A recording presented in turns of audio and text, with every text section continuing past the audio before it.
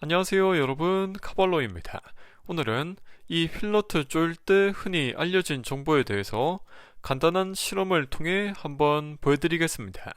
이미 변형됐는데 토크렌치가 뭔 의미가 있냐 하는 분들이 꽤 많습니다. 제가 보여드릴 건 현대기아 휠너트라서 다른 방식을 쓰는 타 브랜드는 이야기가 살짝 다를 수도 있습니다. 예전에 실험할 때 한번 썼던 허브인데 거의 20만 킬로미터 가까이 썼던 녀석입니다. 10년도 넘었고 외부에 오래 방치되어 있었습니다. 신차 때부터 토크렌치만 썼던 것도 아니고 정비소에서 오버토크를 수십 번 당했던 녀석입니다.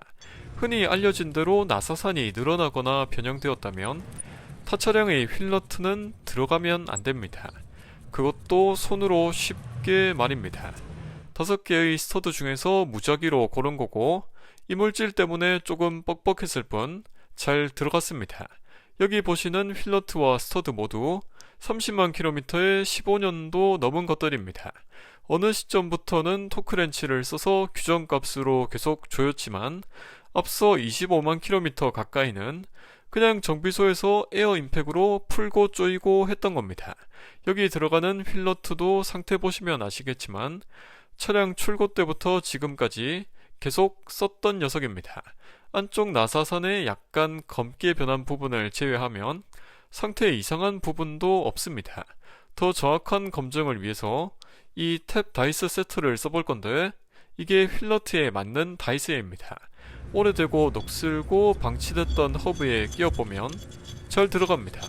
안 보이는 부분에서 변형되고 늘어난 거라면 어쩔 수 없습니다. 휠너트가 이상 없이 들어갔던 곳에 신품 다이스도 잘 들어갔던 점을 보면 스터드 나사산이나 다이스 나사산이나 휠너트 나사산이나 다 정상이라 봐야 합니다. 휠너트를 다시 조여주고 바로 토크렌치로 체결해 보겠습니다. 정확히 10kgm로 체결하겠습니다. 이 상태에서 페인트 마커로 조였던 지점을 표시해 줍니다. 흰색이라 잘 안 보이실 수 있는데 이게 10kgm입니다. 정비소에서 임팩 렌치로 두다다다 하더라도 파워 설정이 가능한 곳도 많고 꼭 문제가 되진 않습니다. 풀파워로 해서 그냥 가볍게 보는 사람도 유쾌한 정도로 조여보겠습니다. 이 정도로만 해도 오버토크가 이미 났습니다. 그런데 이건 임팩 렌치 종류와 또 얼마나 두다다다 하는지에 따라 충분히 달라질 수 있습니다. 오버토크를 내고서 바로 풀고 다시 10kgm로 조여봤는데 달라진 게 없습니다. 이렇게 하면 안되고 아예 신차로 해야 정확하긴 할텐데 변형되고 늘어난다고 믿는 분들을 설득할 방법이 없을 것 같습니다.